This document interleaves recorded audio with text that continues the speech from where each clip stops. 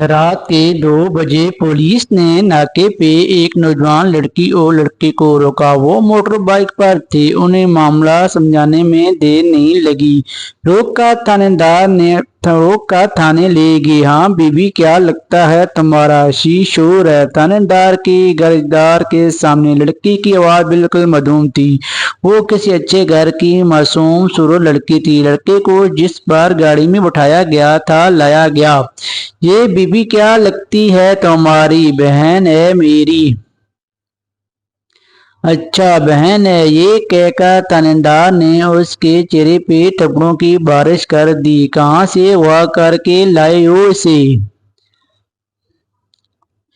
ये खुद आई है, मैं नहीं लाया। और पास खड़ी लड़की पूरे कस से ढके गिर गई। जिसके भरोसे सारी कश्तियां जलाकर आई थी उसे तो किसी रिश्ते का पास भी ना था। दोनों कम उम्र थे, नादानी की उम्र, फिर पुलिस की कटापे का डर। अभी तो फकत ट्रेलर था, ऐसा तो इनके प्लान में था ही नहीं। सब बहुत सादा था। शाना ने बस नींद की गोलियां घर में मौजूद माँ बाप और भाई को खिलानी थी। जब नहीम आया तो सब घर वाले नींद की गोलियों के जेर असर सो रहे थे। जनोरों का बड़ा साथ ही था। नहीम ने सेन में बंधी हुई बकरी के पेट में पूरी कुव्वत से गुस्सा मारा। बकरी बुलबुला कर चलाई, लेकिन घर में कोई हरकत ना हुई। मतलब घर वाले अब सुबह से पहले उठने वाले ही नहीं। वो जल्दी से अपने महबूब के साथ बाइक पर सवार हुई। जहाँ से लोर की बस पर सवार होते, जहाँ नईम का दोस्त निकाह ख्वान के साथ इनका मुंतजिर था। निकाह के चंद माह बाद वो वापस आकर माँ बाप से माफी मांग लेती।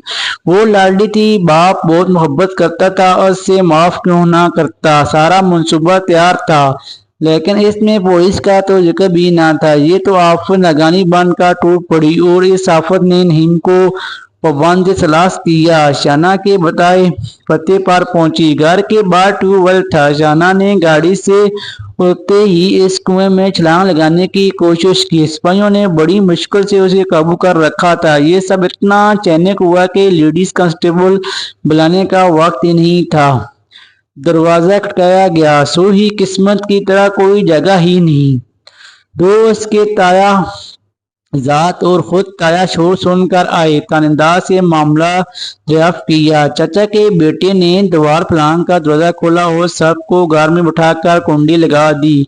भाई तो अभी छोटा था। बमुश्किल माँ बाप को उठाया गया। जैसे ही बाप ने पुलिस की हिरासत में बेटी को देखा, गोया जमीन फट चुकी है, आहिस्ता आहिस्ता निगल रही है। थानेदार ने एक सन्नाटेदार थप्पड़ बाबा को मारा। बाबा वो तड़प कर बोली, लड़कियां तुम्हारे घर से भाग गई पहुंची हुई है और तुम्हें नींद पूरी नहीं हो रही, तुम्हें नींद सूझी हो रही है। पुलिस वाले की जुबान ऐसी ही दो धारी होती है।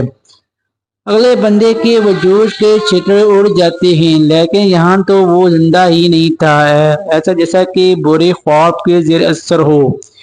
शुक्वाए किना नजरों से बेटी को देखा। तुम नजर निकाल कर चौक में होटल लटका गई हो और वो थप्पड़ भी ना मारे। अभी तो मत रो बेटा, अभी तो कहीं कूड़े सहने पड़ेंगे, अभी तो हर रोज आग लगेगी, फिर नस्ल दर नस्ल इखराज होगा। कैसा निराला कारोबार किया तूने बेटी, सूद दर सूद से बढ़ते रहेंगे। बाबा ने अपनी हुई हुई दागदार पग उठाई और रोते हुए थानेदार के पैरों में रख दी। माफ कर दो माई बाप, आंख चूक गई थी, बस पलक झपक के नींद आ गई। इसके पहले की नींद ने सब कुछ छीन लिया। पुलिस को दे दिलाकर रुस्कुत कर दिया गया, लेकिन अब सही गुनाह की रिपोर्ट क्या पोस्ट का क्या करें। अब ये घर में रखने के काबिल ना रही। अब तो सब खानदान वालों ये पुलिस की गाड़ी देख कर जमा हो चुके थे। बाबा की जानब देख रहे थे कि इनके सामने बेटी को कलाड़ी के वार से ठिकाने लगाकर वो कहानी का ड्राप सीन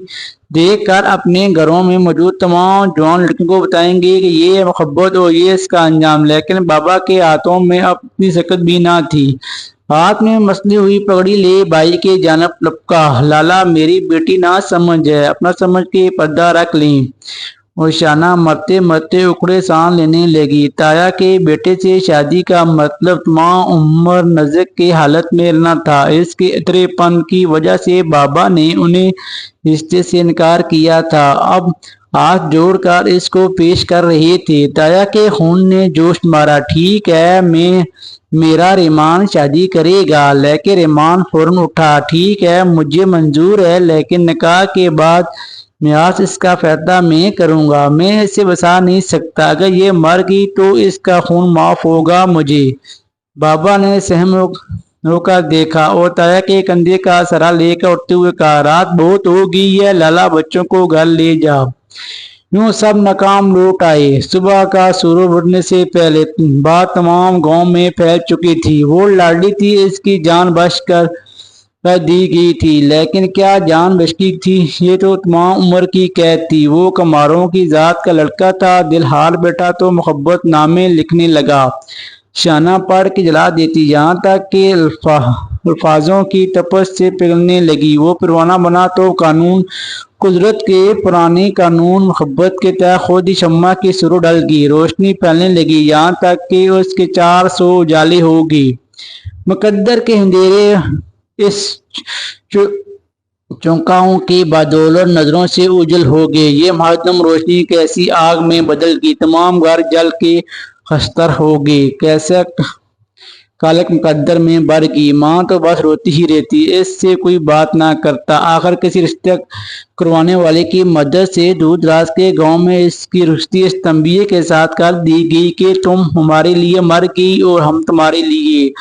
اس نے کبھی پلٹ کر نہ دیکھا۔ شور خوب قدر کرتا، کبھی نعیم کی یاد آتی تو آنسو خود بخود بہہ نکلتے۔ پوچھنے پر میکے کی یاد کا بہانہ کرتی، روندیاں یاراں نوں لے گئے نال پرواں دے۔ نعیم کے اس کے بھائیوں نے بیرون ملک بھیج دیا تھا، یہاں اس کی جان کو خطرہ تھا۔ وہ دنیا کا آخری مرد بھی ہوتا تو چودھریوں کی بیٹی اسے نہ ملتی۔ یہ قانون تھا جو کبھی نہیں بدل سکتا۔ اللہ نے اسے پیاری سی بیٹی سے نوازا، اتنی ہی محنت تھی بس۔ کسی نے اس کے شوہر کے سامنے اس کا ماضی کھول کے رکھ دیا۔ رسوائی پچیدگی کرتے کرتے گھر تک پہنچ آئی تھی۔ غیر مندوں نے بڑے غیرت مند مرد ڈھونڈا تھا اس کے لیے۔ وہ اس کا باپ نہیں تھا جو معاف کر دیتا۔ طلاق کا داغ لے کر وہ اس دلیل پر واپس آ گئی جسے پھلانے کا گناہ کر چکی تھی اور جس کی سزا ختم نہ ہوتی تھی۔ چند مہینے کے ہدف کو لے کر واپس آ گئی۔ باپ نے دنیا سے رخصت ہونے سے پہلے ہاتھ جوڑ کے ایک بار پھر رخصت کر دیا۔ نئے شوہر نے ماضی تو قبول کر لیا، لیکن ایک جیتی جاگتی بچی اولاد جائی ایک مستقبل روح کی طرح اس سے چمٹی ہے۔ یہ روح دماغ کی طرح اسے اس کی بیٹی کو ہر روز اندر سے کھاتا ہے۔ وہ زندگی فقط ایک کاش بن کر رہ گئی ہے۔